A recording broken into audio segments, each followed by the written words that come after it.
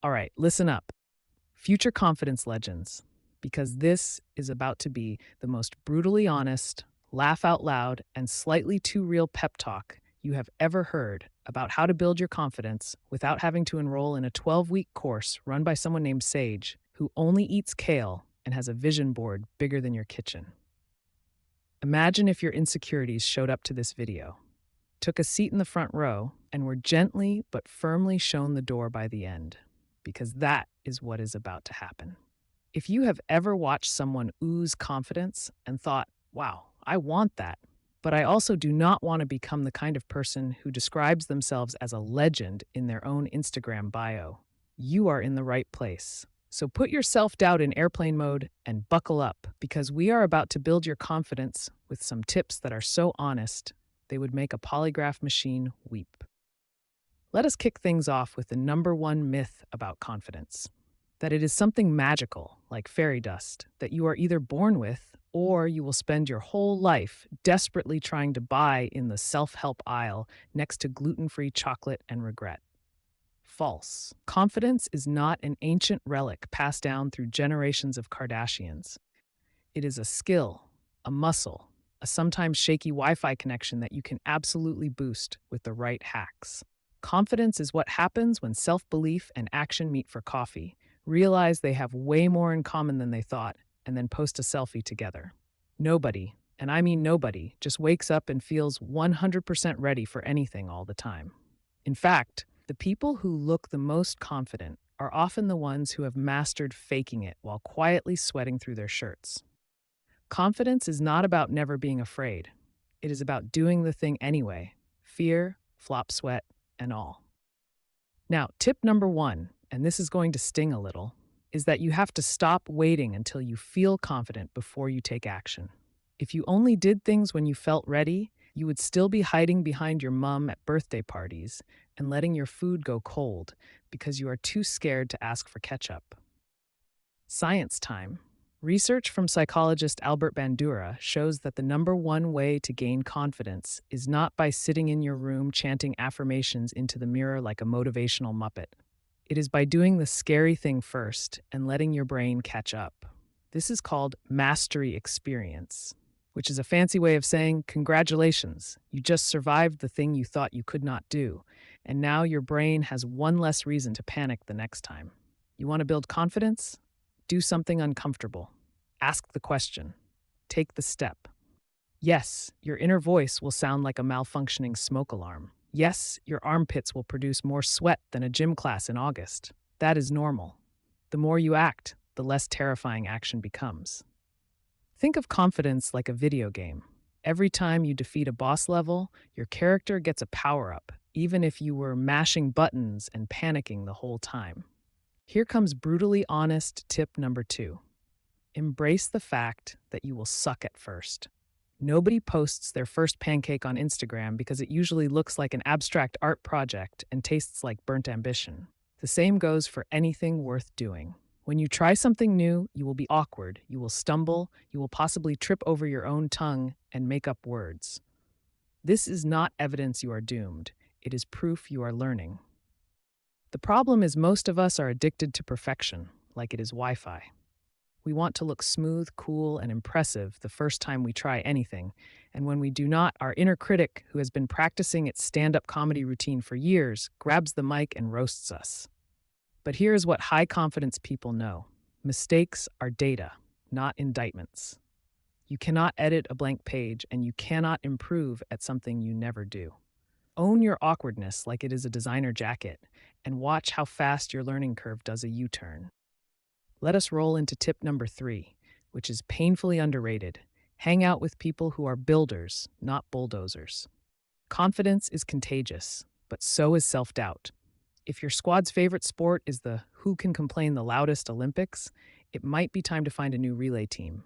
Researchers at Harvard actually found that confidence, optimism, and even happiness spread through social networks. Translation: if your friends are serial downplayers of success and make a hobby out of talking you out of your dreams, you will start to believe the sky is falling even when it is clearly just raining slightly. You do not have to ditch everyone and move to an island of self-improvement, but try to spend more time with the people who encourage your crazy ideas. Ask about your progress and celebrate your tiny wins like you just split the atom. Now, brutally honest tip number 4: stop outsourcing your self worth to the internet.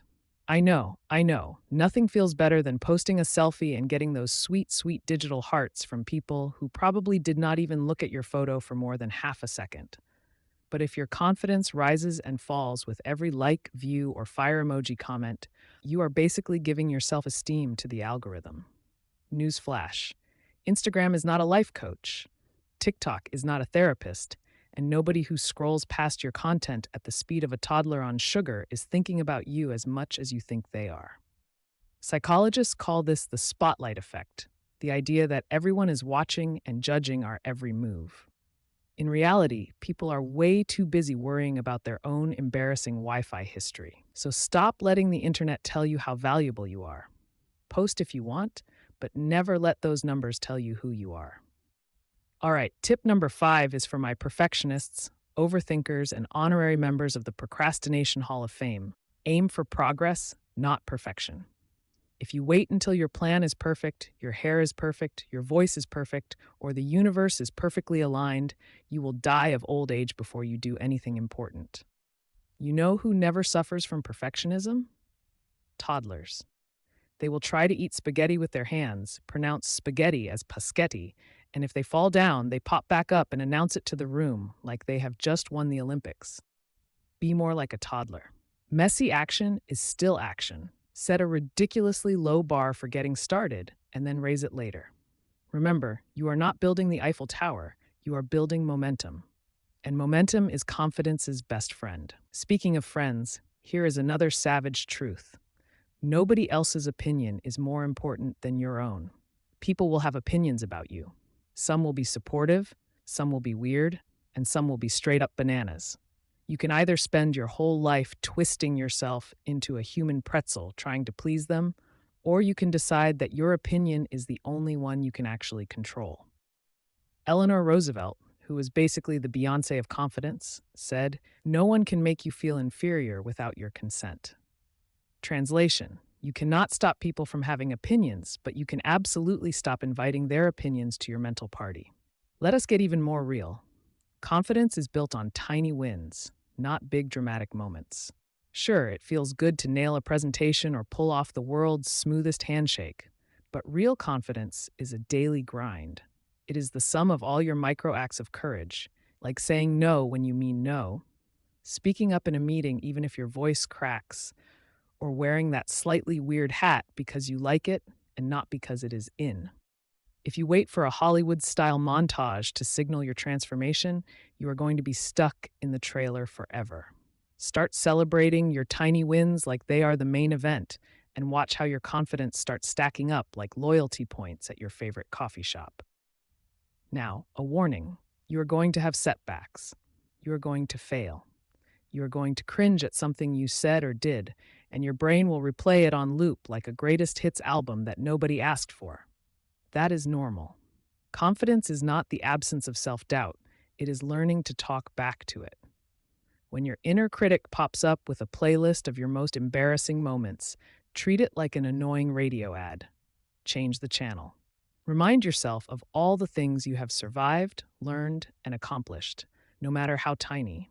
Confidence is not about never falling, it is about how fast you get back up. So let us bring this home. Confidence is not magic, it is messy. It is built from action, awkwardness, mistakes, setbacks, and the relentless pursuit of not letting your own brain stop you from living your best life. You do not have to be the loudest person in the room, you just have to show up and keep showing up. Confidence is not about being perfect, fearless, or Instagram famous. It is about being honest, taking the next step, and refusing to give up on yourself, even when your armpits are sweating and your inner critic is screaming for attention. If you made it this far, congratulations. You are officially on your way to building real, unbreakable confidence. The kind that survives a bad hair day, a flop in public, and even the occasional awkward high five. So here is your brutally honest final tip: stop waiting, start acting, and laugh at your own stumbles along the way. Life is way too short to sit on the sidelines, so go out there and show the world exactly what you have got, even if your voice shakes or your socks do not match. If you found these tips helpful, funny, or just so painfully true that you need a support group, do us a favor. Smash that subscribe button, hit like, and drop your most hilarious self doubt story in the comments below. Remember, at XQ, Quick Funny Explanations, we turn complicated life problems into comedy gold, all so you can get smarter and more confident at the speed of laughter. Stay bold, stay awkward, and we will see you in the next episode.